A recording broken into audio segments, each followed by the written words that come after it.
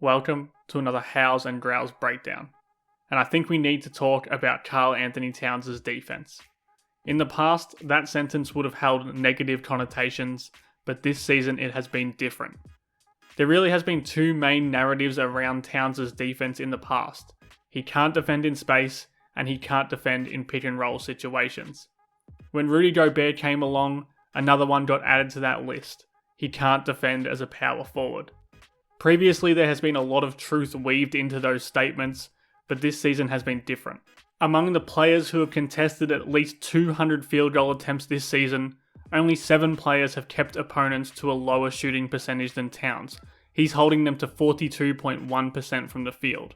On top of that, his defensive estimated plus minus is at plus 1.3. That ranks in the 89th percentile league-wide.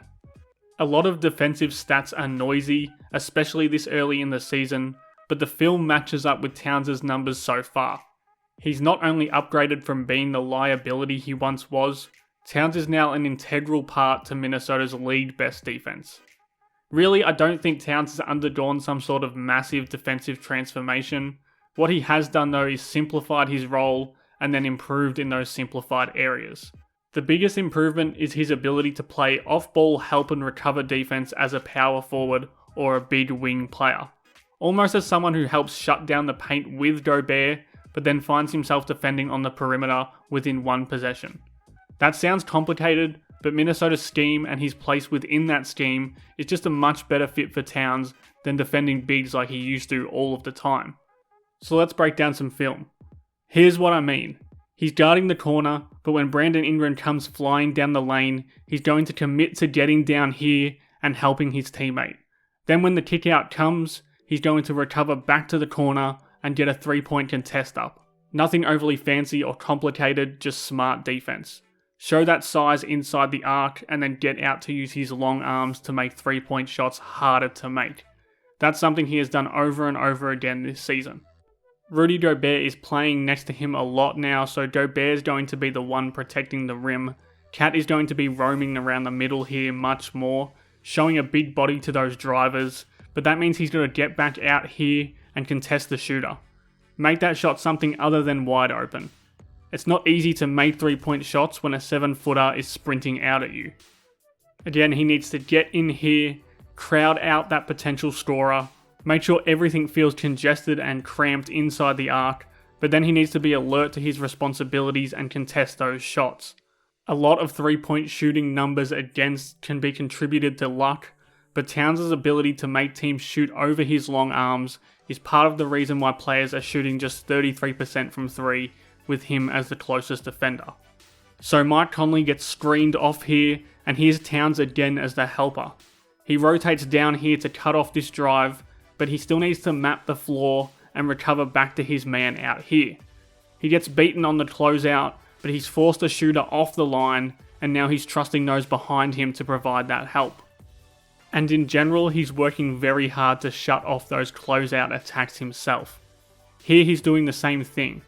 The pass to the rolling big isn't an option with Towns standing here clogging up space, so it's going to the perimeter now, and Towns has to get out there, stay with Scotty Barnes as he drives, and then wall up and make Barnes make a tough look. We'll keep rolling through these. Again, he's off ball and he's guarding the space here and moving towards Valanciunas so that Gobert can impact the rim and stop shots going up.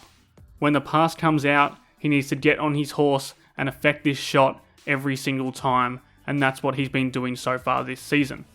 This newfound ability to almost guard 2 things at once is helping Towns in other areas of his defense as well. Most notably, he's applying that logic to his pick and roll defense when teams try to put him in ball screen actions. This used to be a weakness of his, but this season it's been a strength. It's the New York Knicks offense that's going to try and bring him up here, and he has to do 2 roles.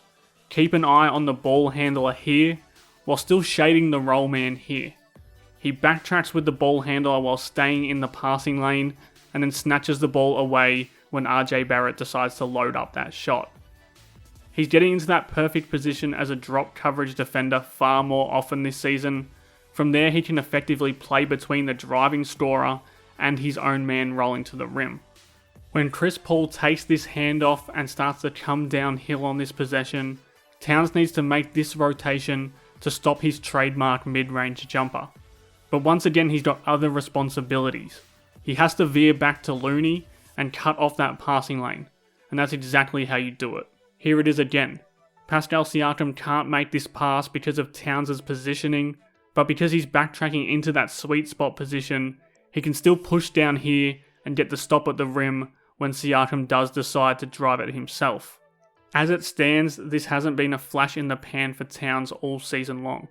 On the season, those pick and roll ball handlers are scoring just 0.74 points per possession and shooting just 34.6% from the field while Towns is defending them in pick and roll. That ranks in the 81st percentile league-wide. Those numbers would also probably include switches, another area Towns has excelled in this season. I do think there's a confidence there now that he can handle his main duties, so when he's asked to switch, he's doing so with a mindset that he can win those battles. Contrary to his reputation, Towns is good moving laterally despite his awkward feet, and he's able to stay with guards and wings in those switching situations. So he's smashing those narratives apart one by one. He can defend in space, we're seeing that every single night right now.